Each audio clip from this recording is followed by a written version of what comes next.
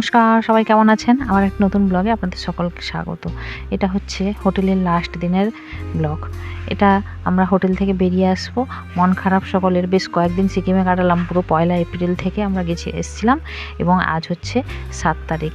কালকে অনেক মার্কেটিং হয়ে গেছে। গতকাল আপনাদের ছোট্ট একটা ভিডিও দিয়েছিলাম যে আমরা মার্কেটিং করতে যাচ্ছি।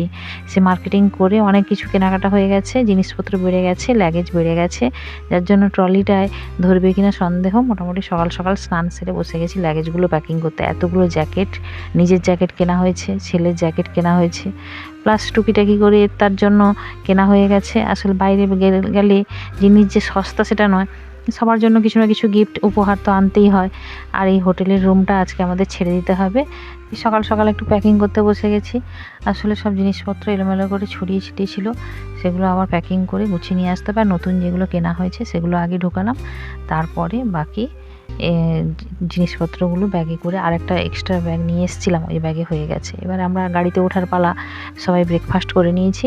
ওটা হচ্ছে 7 তারিখের সকালবেলা আমরা সবাই মিলে ব্রেকফাস্ট করে এই গাড়িতে ওঠার জন্য হোটেলের সামনে দাঁড়িয়ে আছি। এই গাড়িটা আমাদের প্যাকেজের মধ্যেই ছিল। এই গাড়িটা আমাদের এনজেপি পর্যন্ত ছাড়তে যাবে। এটা 10 সিটারের গাড়ি। আমরা 10 জন ছিলাম। এই 10 জনের একটাই গাড়িতে আমাদের হয়ে যাবে। আমরা এখন রওনা দেব। তবে আমরা কেউ শীতের ড্রেস ক্যারি করিনি, কারণ এখানে গ্যাংটকে অল্পই ঠান্ডা আছে।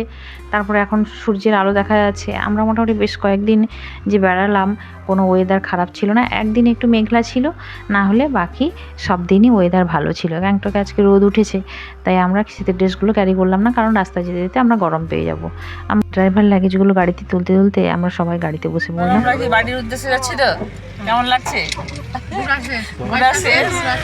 টিঙ্কুর কেমন লাগছে? আবার পাহাড়ে আসবে তো? না, পাহাড়ে আসবো না। না, আবার একবার দাদাকে নিয়ে আসবে। এবার কাশ্মীর ট্যুর, বুঝলে? আর কাশ্মীর এখানেই দেখা হয়ে গেল। কাশ্মীরে এগুলোই তো সিন। একই সেম সিনারি, আমি তো দেখেছি, সেই জন্য বললাম। আবার একবার চলে আসবে না গ্যাংটক, আবার একবার কিছু না হলে মার্কেটিং করতে চলে আসবে। না দাদা, কিছু না হলে গ্যাংটক আবার মার্কেটিং করতে চলে আসবে।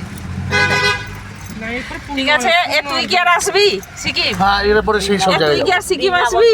বৃন্দাবনটা ভালো, ফ্যামিলি নিয়ে যাবো, মানে বাবা মাকেও নিয়ে যাবো। হ্যাঁ, সেটাই বরং অনেক বেটার।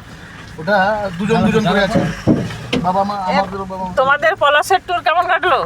দারুণ, কোনো কথা নেই। আমাদের কি বলতো, ঘর একদম ফাঁকা করে বেরাবে না। এবার আমরা সকলে মিলে বাড়ির উদ্দেশ্যে রওনা দিচ্ছি, কারণ নিজস্ব জায়গায়, নিজস্ব ছন্দে, নিজেদের কাজের জায়গায় ফিরতে হবে। আমাদের সমতল ভূমির লোক, আমরা সমতল ভূমিতেই ভালো, কারণ এখানে এসে ওয়েদার শ্যুট করেনি আমাদের। ঠান্ডা প্রচুর, আর হচ্ছে পাহাড়ি এলাকা, জল হাওয়া, এগুলো আমাদের থাকতে থাকতে হয়তো শ্যুট করতো, কিন্তু হঠাৎ করে এলে আমরা তো এই পরিবেশে মানিয়ে নিতে পারছি না। তবে সবাই কম বেশি অসুস্থ, তাই যাই হোক, মোটামুটি জীবনের মতো চক্ষু সার্থক হলো এই পাহাড় দর্শন করে, এই পাহাড়ি এলাকা দর্শন করে। যাকগে, এই উত্তরবঙ্গ ছাড়তে হবে আমাদের আবার দক্ষিণবঙ্গে ফেরার পালা। আজকের মতো ব্লগটা এখানেই শেষ করছি। ভালো থাকবেন, সুস্থ থাকবেন। জীবনের প্রাকৃতিক সৌন্দর্যটা উপভোগ করাটা খুবই অত্যন্ত জরুরি, তাই সেই সৌন্দর্য উপভোগ করতে পেরে সত্যি আমরা খুবই খুশি। তবে ছেলেরা তো প্রচণ্ড খুশি, তারা আবার পুনরায় এই পাহাড়ি এলাকায় ফিরে আসতে চায়।